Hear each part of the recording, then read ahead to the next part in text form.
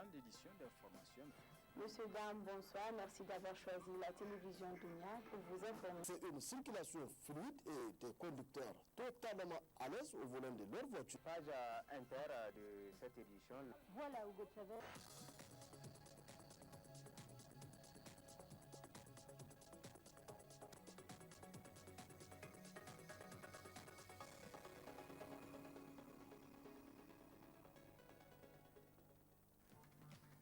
Traditionnelle présentation de vœux du nouvel an au président de la République. Ce matin, les forces de défense et de sécurité étaient à la présidence de la République pour ces vœux. À suivre les détails dans quelques instants.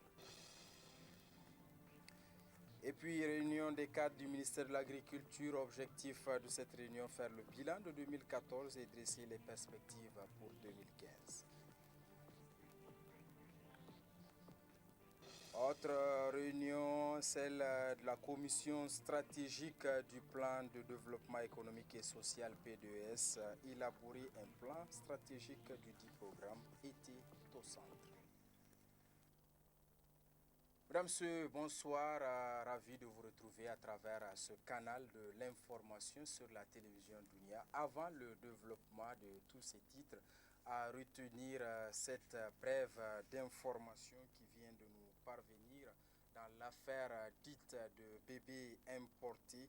L'épouse de Ama Amadou et Moussa Hayatou, ancien directeur général de la Sony Bank, tous cités dans cette affaire, ont été libérés après une garde à vue de 48 heures à la police judiciaire. Ces deux donc présumés pourraient être poursuivis en correctionnel pour rébellion. Affaire donc à suivre.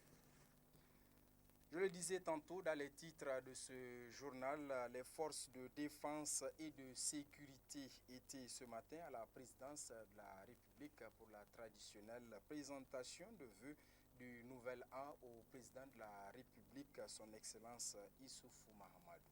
Le compte-rendu de cette cérémonie avec Hima Seydou Jamilou. Elles étaient toutes présentes pour la circonstance. Elles, ce sont les forces de défense et de sécurité. Et cette cérémonie qui a eu lieu au palais de la présidence a pour but de présenter au chef de l'État leurs vœux les meilleurs à l'occasion du nouvel an.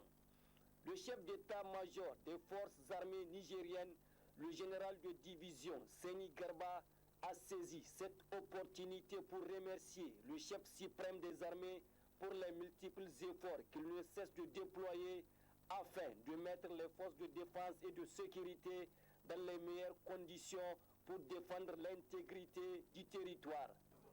Nous avons, comme vous le savez, besoin de l'appui du gouvernement pour remplir notre mission qui est la défense de l'intégrité du territoire national et la protection des personnes et des biens.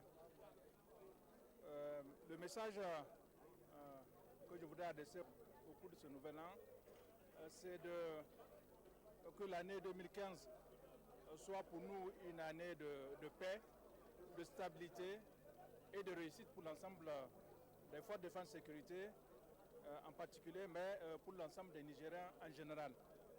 Nous souhaitons que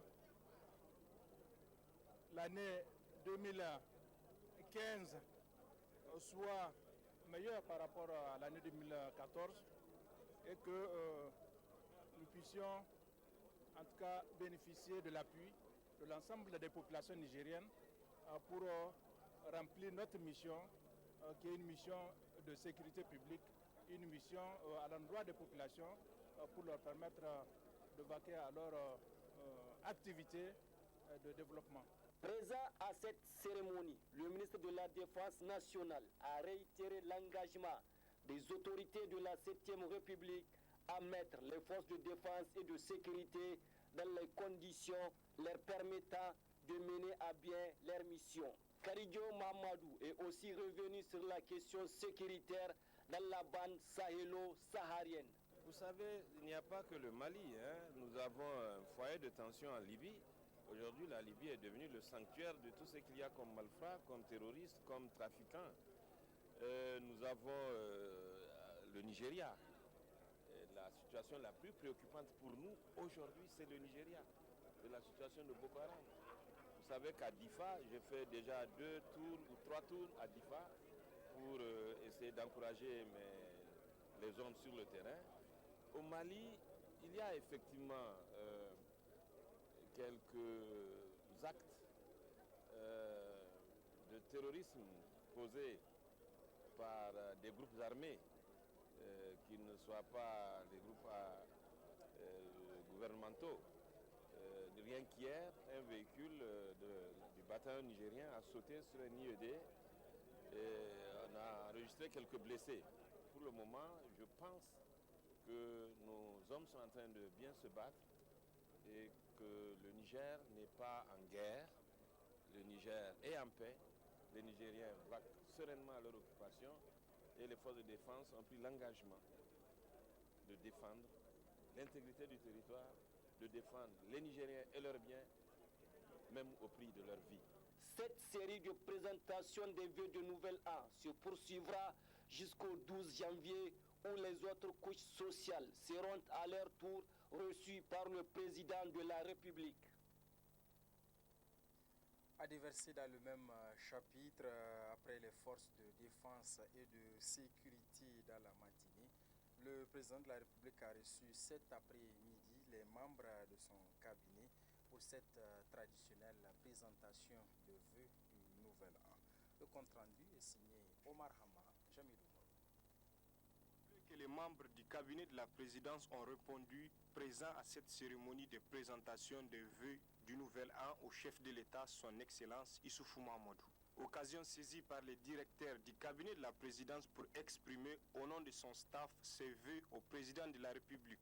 Réunis ce soir autour du président de la République pour lui témoigner toute sa reconnaissance pour tout ce qu'il fait pour créer un cadre de travail agréable, mais aussi lui dire l'engagement du personnel pour que l'année 2015 soit encore plus robuste.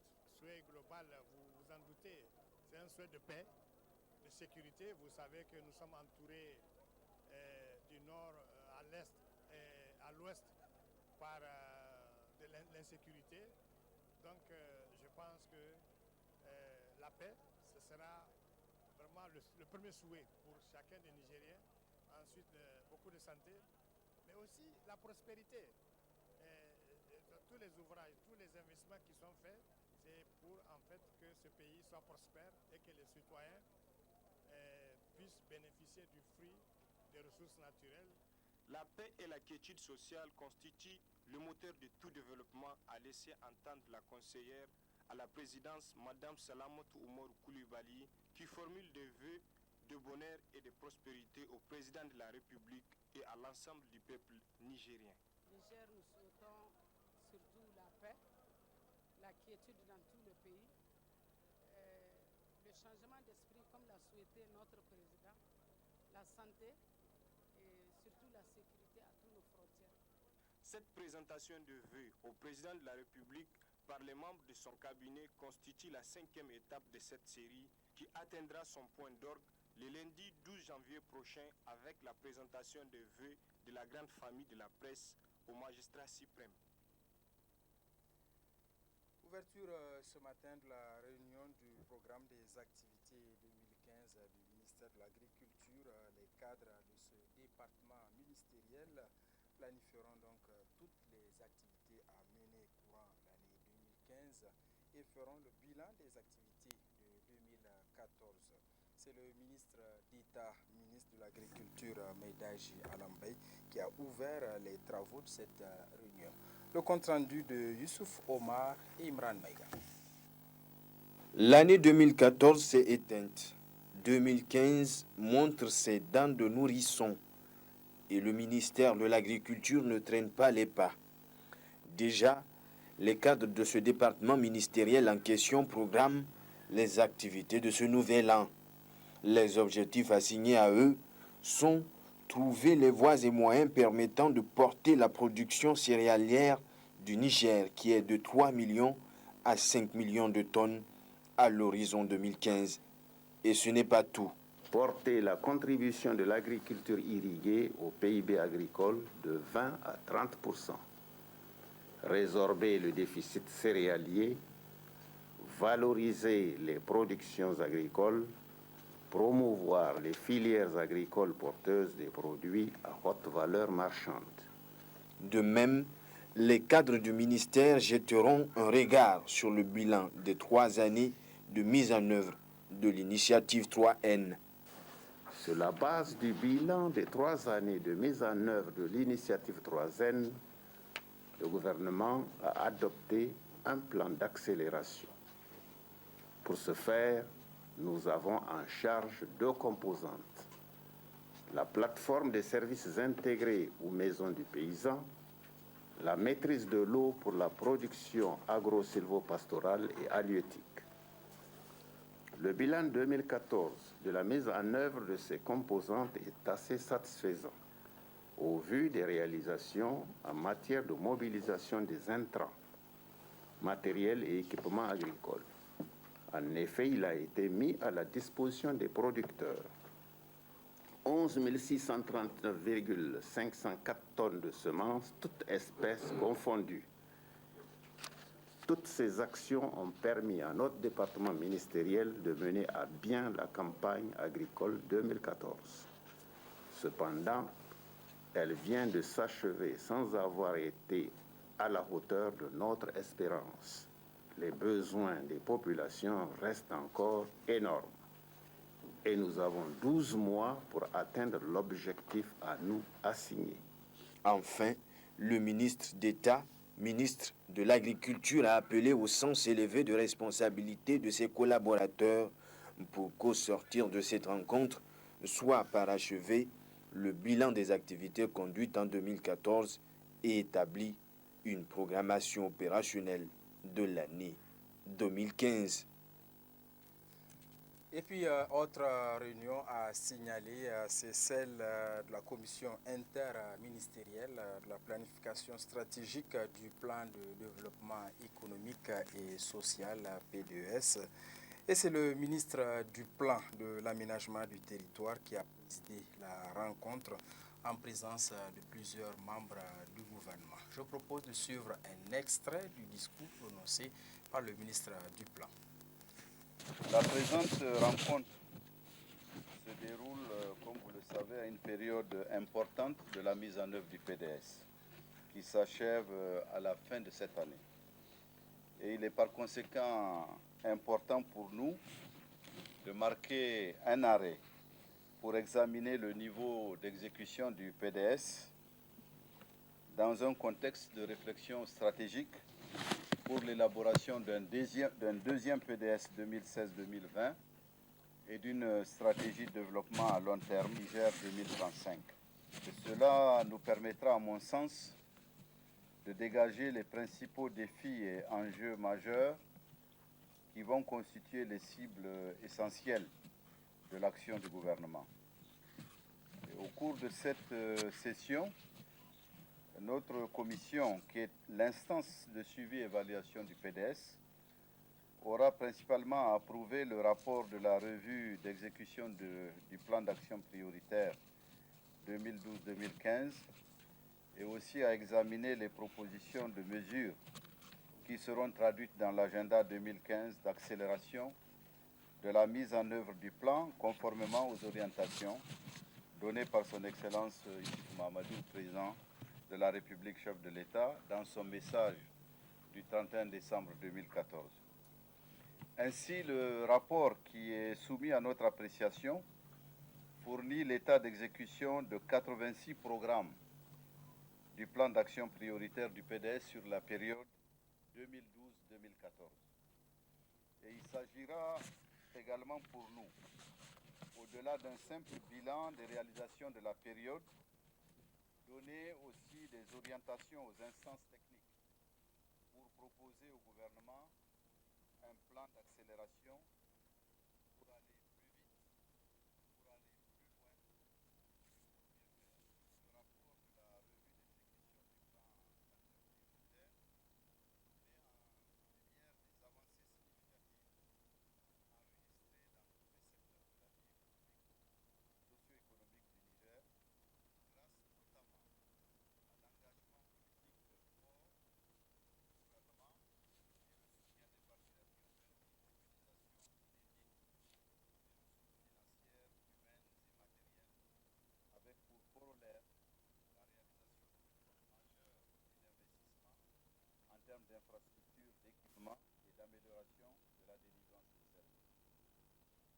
effet, il ressort du rapport que les ressources internes totales mobilisées ont atteint 2594 milliards de francs CFA dans la période, alors que les ressources externes sont élevées à 3243 milliards de francs CFA entre 2011 et 2014.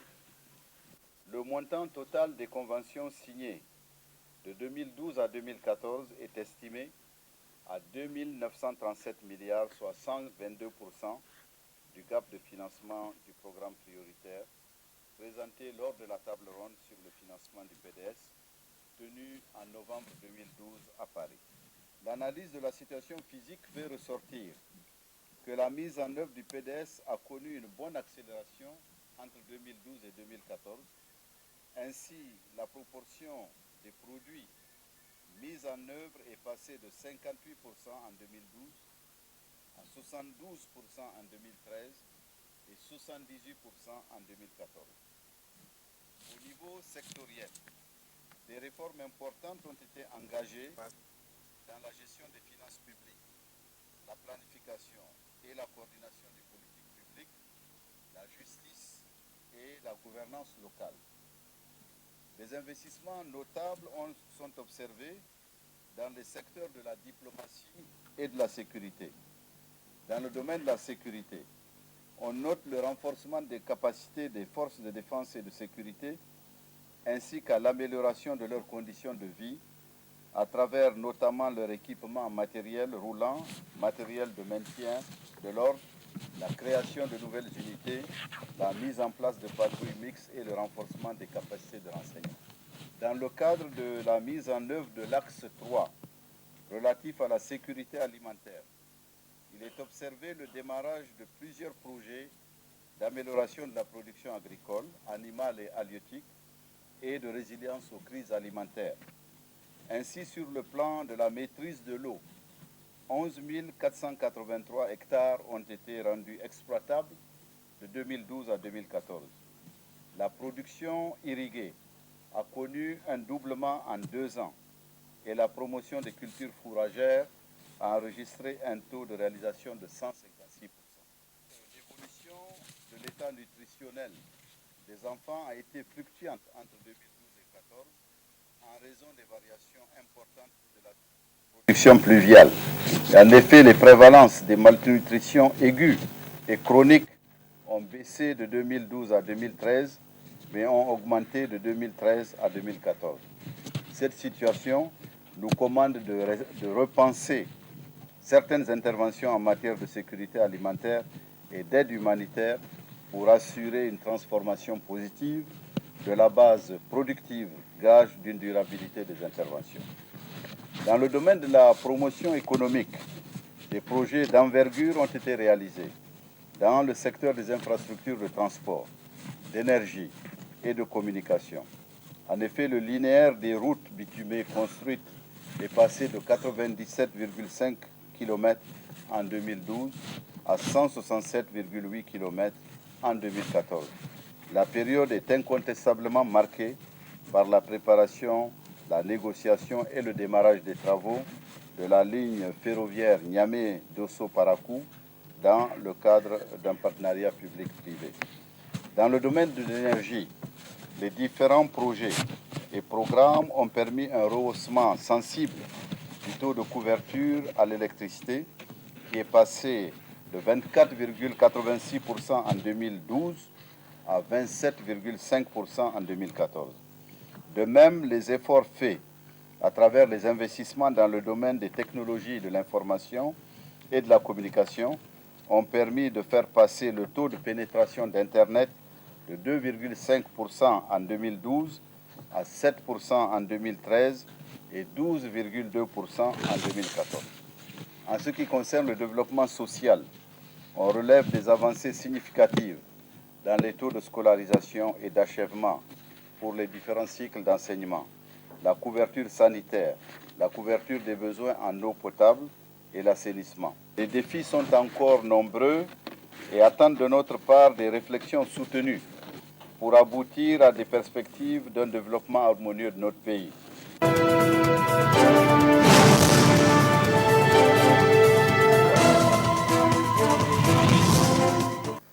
Voilà, vous l'avez compris, un invité sur ce plateau, un invité pour parler bien sûr bilan de l'année 2014. L'invité n'est autre que M. Ousmane El Hadj Ibrahim, qui est porte-parole, membre donc du parti PMT Al-Barka, porte-parole donc de ce parti. Le PMT Al-Barka, vous le savez donc, qui est au sein bien sûr de l'Alliance pour la République et le changement ARC. Au sein donc de cette alliance, 3 partis politiques et appartiennent bien sûr à la mouvance présidentielle. Alors, M. Ousmane El Hadj Ibrahim, donc bonsoir. Bonsoir. Merci surtout d'accepter notre invitation pour parler, je le disais, de bilan. Aujourd'hui, l'année 2014 s'en est donc tirée, 2015.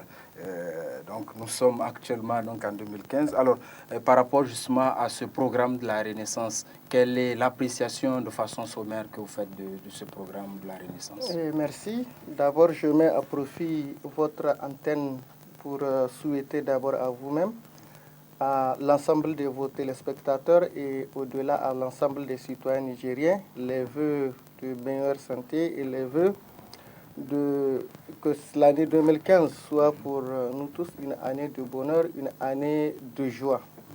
Donc dans l'ensemble, comme vous l'avez dit dans votre question, quand vous regardez la mise en œuvre du plan, du programme de la Renaissance par le président de la République, je pense qu'il a déjà dit l'essentiel dans le discours qu'il a eu à prononcer la veille de cette année 2015.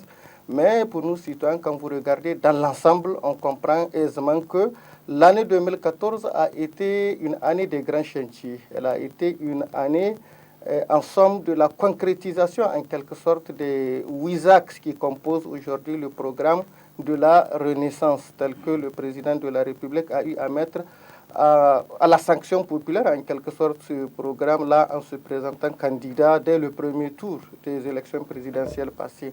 Donc je pense que dans une économie qui se veut moderne, le premier indicateur, c'est la capacité d'un État normalement à investir.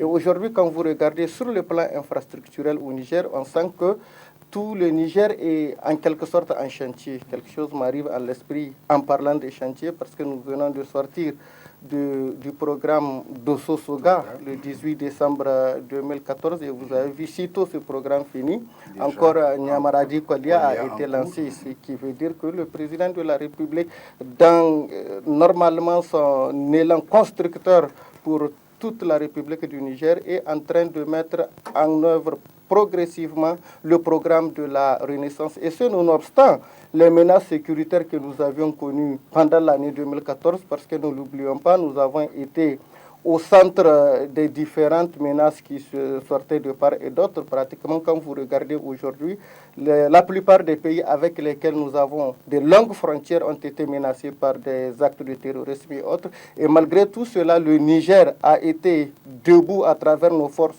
de défense et de sécurité en mettant à l'écart toute menace et toute velléité de déstabiliser notre territoire. Voilà, Monsieur Ousmane El Hadj Ibrahim, alors bientôt justement ce programme de la Renaissance aura 4 ans d'existence. Alors selon vous, est-ce que ce programme de la Renaissance a déjà pris sa vitesse de croisière? Le programme de la Renaissance était dans sa vitesse de croisière depuis le début de cette année 2014, parce que ne l'oubliez pas, à l'époque, quand nous avions eu à dire certaines et à dénoncer certains griefs par rapport à la mise en œuvre de ce programme, c'est que le Niger, ou bien la gouvernance même, était dans un contexte tout à fait particulier au moment où il y avait, ça vous le savez, une alliance où il y en a ceux qui travaillent au quotidien et il y en a à l'écart, ceux qui étaient là juste pour en quelque sorte saboter l'action du régime. Et ça, nous l'avons dénoncé en son temps et vous avez vu sitôt cette alliance rompue, le président de la République également dans sa volonté et dans son esprit de bien faire avancer les choses,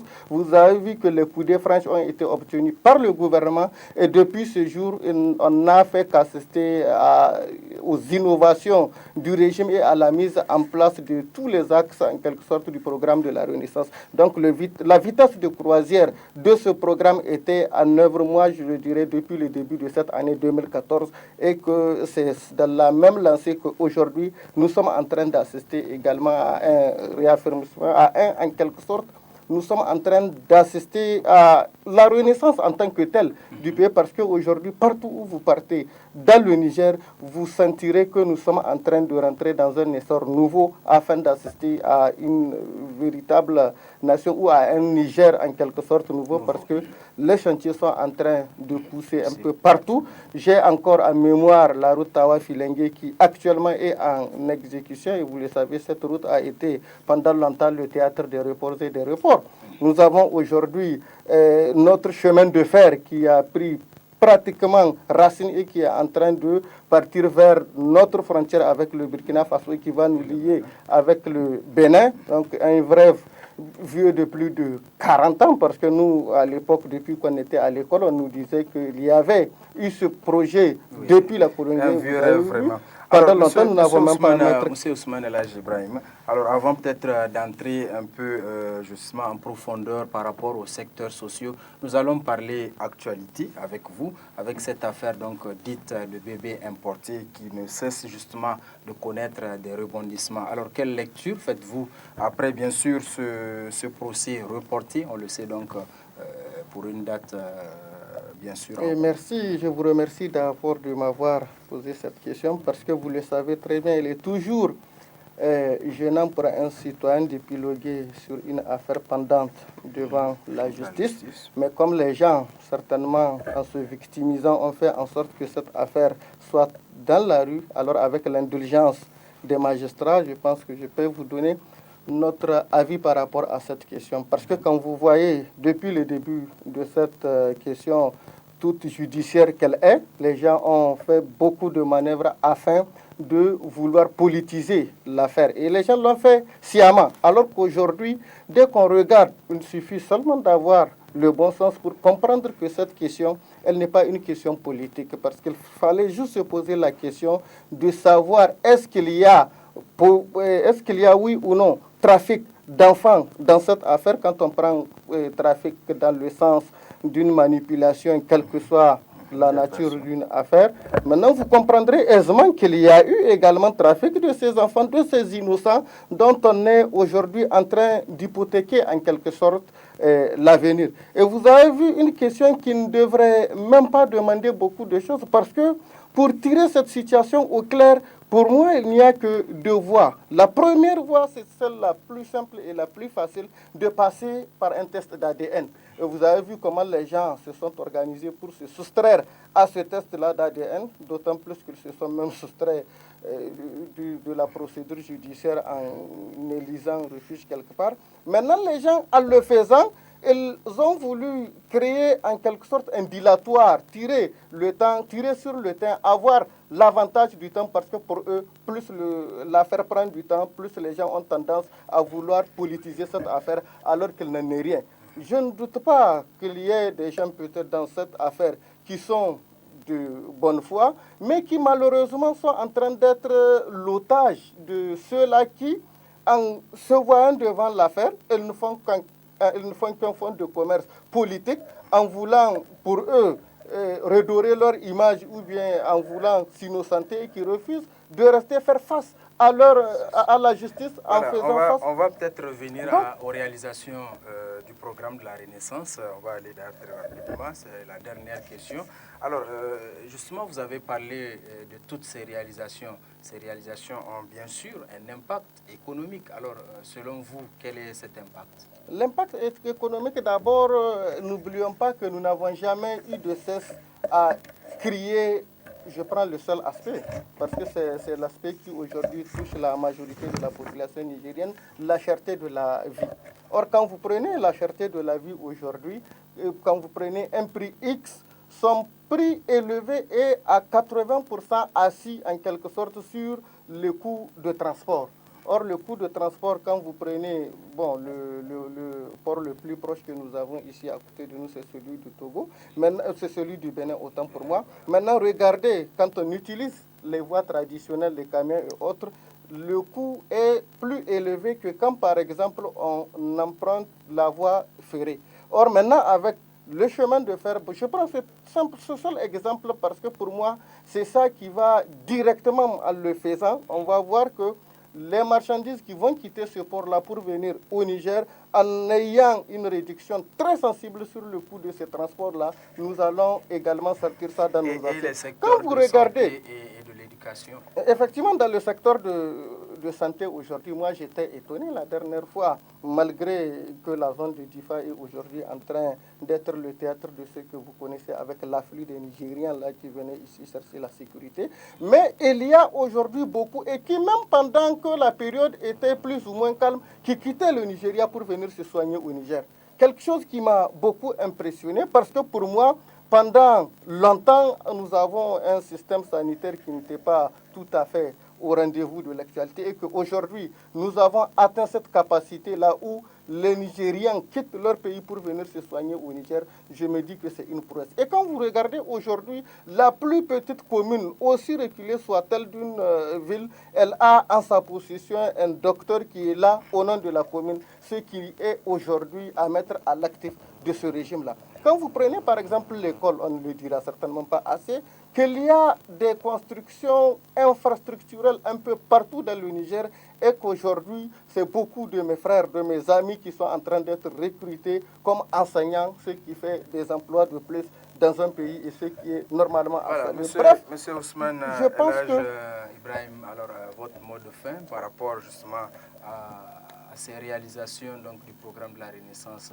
pour l'année 2014. Mon mot de fin, c'est certainement d'encourager le président de la République et son gouvernement dans ce élan constructeur-là que ce régime a pris depuis bientôt 2 ans, depuis que le régime s'est en tout cas débarrassé de son aile ultralibérale. Maintenant, on sent que les choses sont en train d'avancer.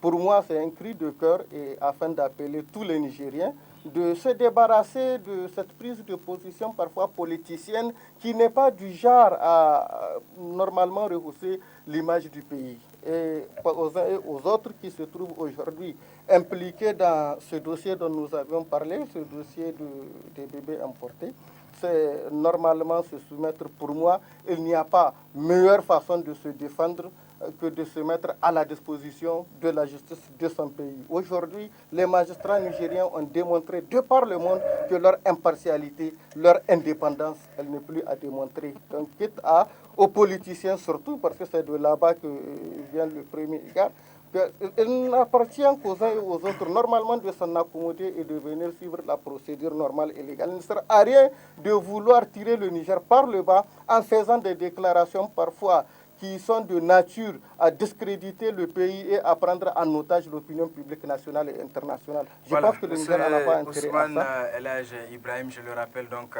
vous êtes membre du PMT Al-Barka, porte-parole d'ailleurs de ce parti qui appartient donc à l'ARC et qui est de la mouvance présidentielle. Merci donc pour toutes ces précisions. Restez avec nous pour suivre la suite de ce journal avec d'ailleurs une note nécrologique.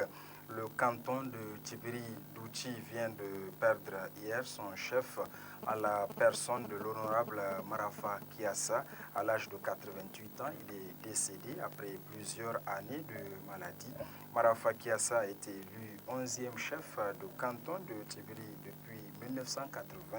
Il fut sous-officier de l'armée française et de la gendarmerie nationale. Il est chevalier dans l'ordre de mérite du Niger et plusieurs médailles lui ont été attribuées. Le chef de canton de Tibiri-Douchi laisse derrière lui donc 27 enfants.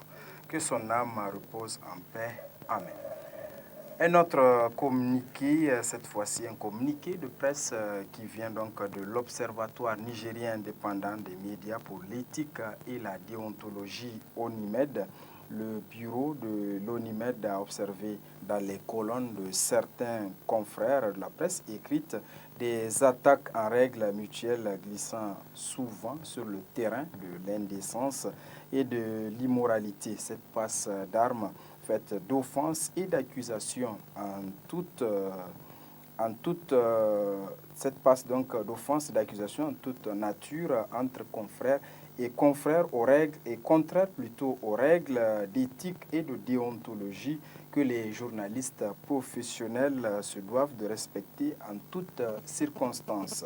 Au regard donc de tout ce qui précède, l'ONIMED attire l'attention des médias à ne pas se servir de leur colonne pour les règlements de comptes personnels ou entre acteurs politiques en s'insultant, mettant ainsi donc en péril le principe de la confraternité. Rappelle à ces derniers que la confraternité n'est pas un vain mot ou une simple vue de l'esprit et leur demande par conséquent de bannir de leur rang de tels comportements honteux qui divisent la grande famille de la presse. Cela dit, un rare accident qui s'est donc produit hier nuit au rond-point Château dans la commune urbaine de Dosso, donc c'est l'actualité dans les régions, où un véhicule tout-terrain est tombé dans un caniveau en construction. Le chauffeur sort indemne et le véhicule sans dommage. Le compte-rendu de Aoussi Abdraman. Un accident spectaculaire s'est produit dans la nuit du dimanche au rond-point Château de la commune urbaine de Dosso. C'est un véhicule tout-terrain de type 4x4 de dernière génération qui a sûrement raté son virage et est entré dans un caniveau en construction. D'une profondeur de plus de 2 mètres, ce caniveau, dont les travaux continuent encore après la fête du 18 décembre, permettra d'évacuer les eaux de pluie qui passent sur cette trajectoire. Un véhicule dans un grand ravin que de bonne volonté tente à tout prix d'enlever dans son piège. Plus de peur que de mal, car malgré sa chute dans ce ravin, le chauffeur de ce véhicule tout-terrain, non immatriculé encore, sort indemne. Probablement sorti nouvellement du port, le chauffeur n'a pas attendu l'intervention des services compétents, c'est-à-dire la police routière ou encore les sapeurs-pompiers, pour solliciter l'aide de bonne volonté pour sortir son véhicule d'affaires, un véhicule qui n'a presque pas connu de dommagement majeur. Quelque part, si cet accident qui aurait pu coûter la vie au chauffeur s'est produit, c'est parce qu'on peut aisément constater que depuis le début de la construction de ce caniveau, il n'existe aucun panneau de signalisation la nuit qui puisse attirer l'attention du conducteur automobile sur la présence d'un tel danger. L'entrepreneur devait pourtant prévoir ces mesures de sécurité indispensables à la vie des citoyens. Un citoyen que nous avons interrogé se plaint du manque de précautions et des bordures érigées au bord des routes nouvellement construites qui astreignent selon lui la mobilité des usagers, ce qui provoque ce genre d'accident.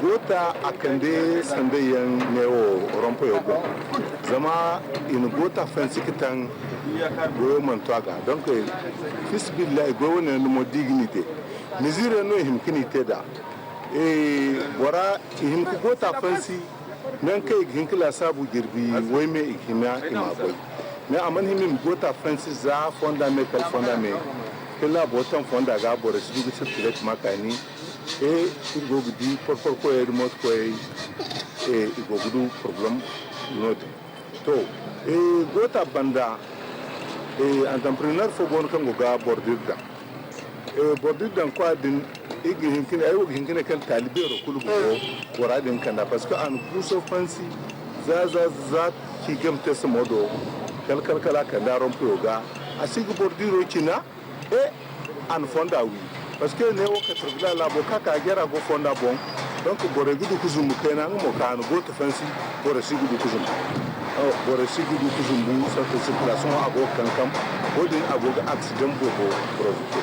La construction de caniveaux d'évacuation des eaux dans nos villes est une nécessité, surtout quand on sait les ennuis que les eaux de pluie créent à la population dans certains quartiers. Un caniveau de cette taille doit tenir compte de la mentalité de la plupart de nos citoyens en prenant toutes les mesures nécessaires de réduire les risques d'accident ou même de dépotoir. Voilà donc pour ce qui est de ce constat signé Aoussi Abdraman par rapport donc à cet accident de circulation à Dosso, Agadez, où l'ONG Hetamat en collaboration avec l'Observatoire religieux d'Agadez a organisé un atelier régional sur le thème « La contribution de l'islam à la consolidation de la paix dans la région d'Agadez ». La cérémonie d'ouverture des travaux qui s'est déroulée dans la salle de réunion du gouvernorat a enregistré la présence des autorités administratives et coutumières ainsi que de nombreux invités. Le compte-rendu de Oumarou Ibrahim depuis Agadez. De nombreux responsables administratifs, chefs coutumiers, organisations de la société civile et surtout leaders religieux venus de différentes régions du Niger réunis au sein d'un atelier régional organisé en partenariat entre l'ONG Hertamat et l'Observatoire religieux avec l'appui financier de Caire, Allemagne et Luxembourg. Au centre de cette rencontre, des préoccupations sur la paix et la stabilité. L'atelier qui a ouvert ses travaux dans la salle de réunion du gouvernorat devait engager les participants sur des débats et réflexions autour du thème « Contribution de l'islam à la consolidation de la paix dans la région d'Agadez ». Dans son discours d'ouverture, le gouverneur de la région d'Agadez a souligné la pertinence de la tenue d'un tel conclave dans un contexte général marqué par des violences sur fond de revendications religieuses. Mesdames, Messieurs, la tenue de cet atelier sur la contribution de l'islam à la consolidation de la paix nous paraît opportune à plus d'un titre. En plus d'édifier les participants sur les valeurs et les enseignements de l'islam, il doit nous permettre de faire un diagnostic sans complaisance des menaces qui nous entourent et de réfléchir ensemble sur les mesures et les attitudes que notre contexte spécifique nous impose. J'ose également espérer que vos réflexions durant les 2 jours que durera le présent atelier s'inscrivent véritablement dans la vision définie dans la stratégie de développement et de sécurité dans les zones sahélo-sahariennes SDS Sahel Niger. Le directeur des affaires religieuses du ministère de l'Intérieur comme le président de l'Observatoire religieux ont souvent insisté sur le caractère paisible de l'islam, religion du juste milieu. Averti des menaces transfrontalières qui constituent l'extrémisme religieux, le secrétaire permanent de l'ONG Hertamat a annoncé des actions conjointes de recherche et de solutions dans une dynamique qui transcende la seule région d'Agadez. Nous réaffirmons notre engagement de continuer à œuvrer sans relâche pour la préservation et le renforcement de la paix, car nous sommes persuadés qu'elle est le fondement et la condition sine qua non du développement auquel aspirent toutes les couches sociales de notre pays. Nous comptons pour ce faire capitaliser les expériences et consolider les acquis de nos projets antérieurs. À ce propos, il me plaît de vous annoncer le démarrage très bientôt des activités d'un grand projet qui concernera les régions de Gao et Menaka au Mali et celle de Tilaberi, Tawa et Agadez ici au Niger. Plusieurs résolutions et recommandations ont sanctionné cet atelier qui s'est étalé sur 2 jours et sont rapportées par un participant.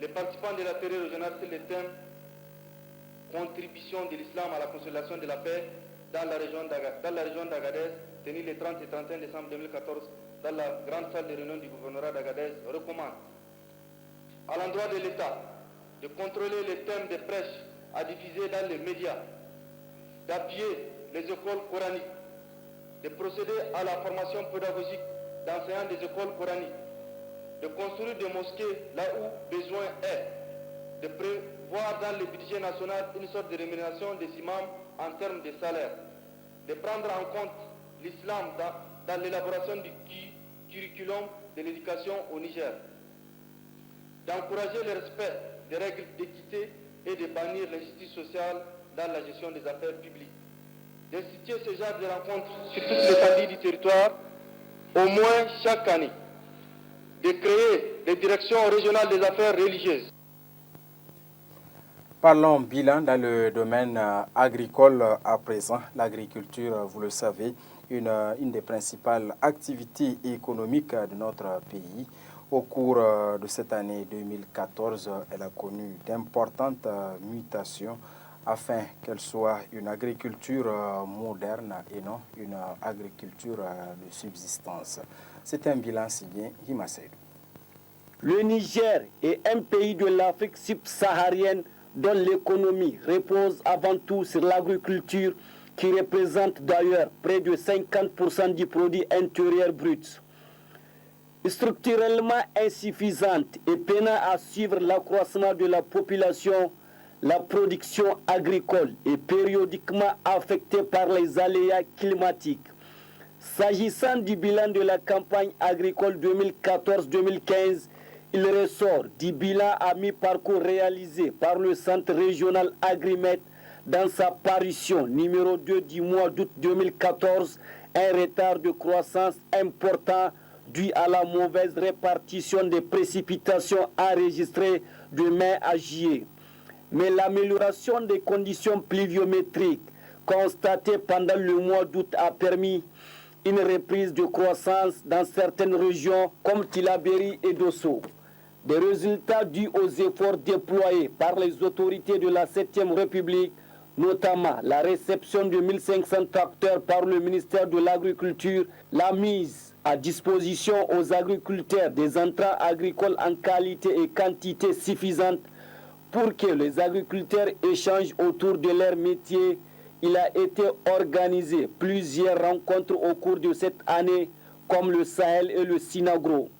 À cela s'ajoutent les résultats de l'initiative 3N, les Nigériens nourrissent les Nigériens, qui viennent compenser les déficits observés dans plusieurs régions. Il s'agit de la promotion des cultures de contre-saison et celles irriguées et l'augmentation de la capacité de résilience. Autre fait marquant, c'est l'arrivée de Medaji Alambaye à la tête du ministère de l'Agriculture. Un ministère qui a pour défi de résoudre les problèmes, notamment les revendications des agents du secteur de l'agriculture qui doivent réaliser le bilan définitif de la campagne agricole 2014-2015. Autre fait, pas des moindres, c'est la pose de la première pierre de l'usine d'implantation d'engrais chimiques à Dosso par le Premier ministre Birji Rafini. De quoi résorber le déficit alimentaire national et améliorer la qualité de l'alimentation. Déterminé à mettre les populations nigériennes à l'abri de la famine et de leur garantir les conditions d'une pleine participation à la production nationale et à la création de richesses, les autorités de la 7e République, au premier rang desquelles le président de la République, Issoufou Mamadou, s'attelle à faire de notre agriculture une agriculture durable capable d'atteindre l'autosuffisance alimentaire pour que sécheresse ne soit plus synonyme de famine au Niger. Parlons bilan toujours, cette fois-ci bilan culturel qui a été donc marqué au cours de l'année 2014 par plusieurs événements culturels, parmi lesquels on retiendra le festival de danse et de création, d'inspiration contemporaine bien sûr, qui a tenu à Dosso dans le cadre des festivités marquant le 18 décembre. C'est signé Murtala Zebel. L'aspect culturel au Niger a été marqué au cours de cette année 2014 qui s'achève par plusieurs activités, parmi lesquelles la semaine de la parenté à plaisanterie organisée cette année au centre culturel Oumarou Ganda de Niamey et qui vise comme objectif la promotion de la paix et la cohésion ethno-linguistique du Niger. Mécanisme traditionnel efficace et règlement de conflits sociaux, de promotion du dialogue au sein des différents groupes ethno-linguistiques qui entretiennent entre eux des rapports multiséculaires, la parenté à plaisanterie a été inscrite au patrimoine culturel de l'UNESCO, une étape importante pour la sauvegarde et la valorisation de notre patrimoine culturel. En vue de donner tout son sens à cette pratique ancestrale, il a été créé un réseau des journalistes pour la culture, un réseau qui aura pour tâche de faire la promotion des traditions orales et écrites et inculquer à la société des bien fondés de la culture nigérienne et africaine en général. L'Orchestre national s'est fait distinguer au cours de l'année 2014. Il a été classé 10e meilleur orchestre sur le plan international, une distinction qui fait honneur à la musique moderne nigérienne. Du 21 au 23 février s'est déroulé à Ilela, dans la région de Tawa, la deuxième édition du Festival de la Concorde et de la Cohésion sociale FECOS, ou Fête traditionnelle des éleveurs. un moyen efficace de consolidation de la cohésion sociale et de la solidarité nationale. Sur le plan culturel, il faut aussi retenir la tenue de la 4e édition du Festival de l'Aïr. Autre fait marquant, le Festival du ballet, de la danse, de création et d'inspiration, un festival qui rentre dans le cadre de la fête tournante du 18 décembre Dosso 2014 célébrée à la Maison des Jeunes et de la Culture Garbaloga de Dosso. Sur le plan cinématographique, on retiendra la sortie du 7e long métrage Au plus loin dans le noir du cinéaste nigérien Djingaray Mega. 2014, c'est également le retour du prix d'Angourmou organisé à Tawa. Le domaine de la culture a connu cette année de tristes événements dont le décès de Biba, la comédienne de la troupe Mourna de Nouroualam, la disparition de l'époux de Fatih Soga et 3 de ses enfants.